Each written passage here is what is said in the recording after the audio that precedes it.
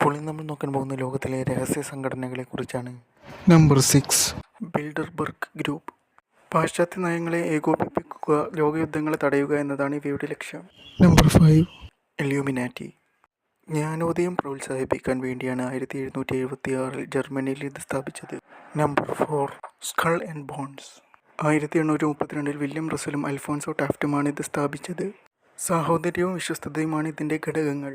Number 3 trilateral commission. 3 പ്രദേശങ്ങളുമായി ഏറ്റവും അടുത്ത സഹകരണം പ്രോത്സാഹിപ്പിക്കുക എന്ന ലക്ഷ്യത്തോടെയാണ് ഡേവിഡ് റോക്ക്ഫെല്ലർ ഇത് സ്ഥാപിച്ചത്. Number 2 council of foreign relations. അന്താരാഷ്ട്ര പ്രശ്നങ്ങളെ മനസ്സിലാക്കാൻ പ്രോത്സാഹിപ്പിക്കുക, വിദേശ നയങ്ങളെ ഉപദേശിക്കുക എന്നിവയാണ് ഇതിൻ്റെ ലക്ഷ്യം. Number 1 prairie of Zion.